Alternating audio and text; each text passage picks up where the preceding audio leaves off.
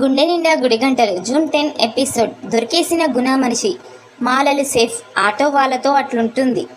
మొత్తానికి గత 2-3 రోజులుగా చూస్తున్న ప్రోమోలో జరిగినట్లే వ్యాన్ డ్రైవర్ని బురుడి కొట్టింది గుణ మనుషులు.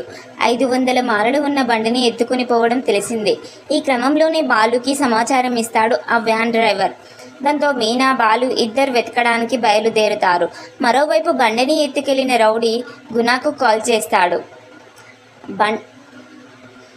బండిని ఎత్తుకెళ్లిన రౌడీ గుణాకి కాల్ చేసి, అన్నా బండి ఎత్తుకొచ్చేసామన్నా, ఇప్పుడు ఈ మాలలు ఏం చేయమంటావన్నా, అమ్మేసేయనా అంటాడు. వద్దు వద్దు, అలా చేస్తే దొరికిపోతాం. ఈ ఏరియా అంతా మీనాకు తెలిసిన వాళ్ళు ఉన్నారు. సరే, ఒక పని చెయ్యి, ఊరి చివర డాంపింగ్ యార్డ్ ఉంది కదా, అక్కడికి తీసుకెళ్ళి తగలబెట్టాయి. వాళ్ళ కష్టానికి నేనిచ్చే ఫలితం ఇదే.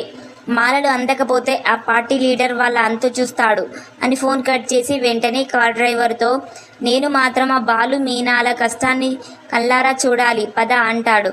దాంతో కారులో స్టార్ట్ అవుతుంది. మరోవైపు బాలు, మీనాలు వ్యాన్ డ్రైవర్ని కలిసి ఆరా తీస్తుంటే గుణ కాస్త దూరం నుంచే కారులో చూసి సంబరపడతాడు. నేనే మిమ్మల్ని దెబ్బ కొట్టింది అని నవ్వుకుంటాడు. మరోవైపు వ్యాన్ వెతకడానికి మీనా, బాలు కంగారుగా తిరుగుతుంటే వాళ్ళ వెనుకే కారులో తిరుగుతూ వాళ్ళకు తెలియకుండా రాక్షసానందం పొందుతాడు గుణ.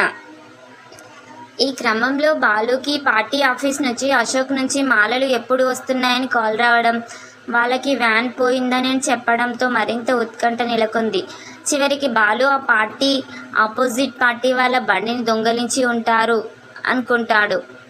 ఇక మీనా, బాలు ఒక చోట ఆగి బండి ఏమై ఉంటుంది అని ఆలోచిస్తూ మాట్లాడుకుంటున్న క్రమంలో, తెలిసిన వాళ్ళే ఎవరైనా ఆ బండిని చూస్తే మనతో చెబుతారుగా అంటుంది మీనా.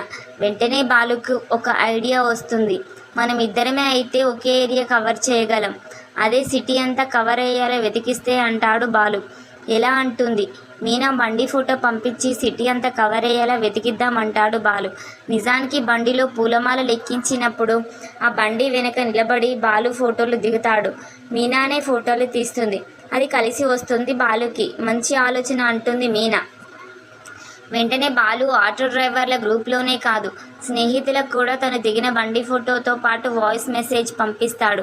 ఇప్పుడు మీకు పంపించిన బండిని ఎవరో ఎత్తుకెళ్ళిపోయారు, ఎవరైనా కనిపిస్తే నాకు కాల్ చేయండి అర్జెంట్ అని వాయిస్ మెసేజ్ ఇస్తాడు బాలు.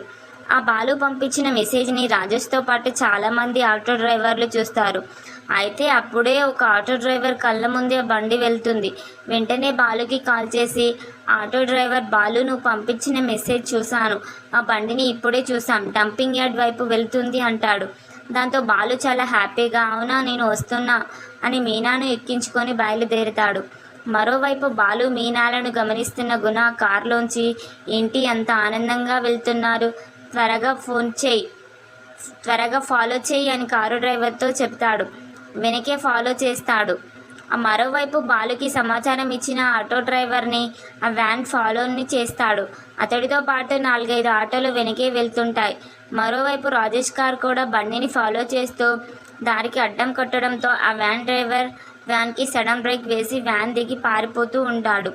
రాజేష్తో పాటు మరో 2 డ్రైవర్ని వాడిని పట్టుకుంటారు.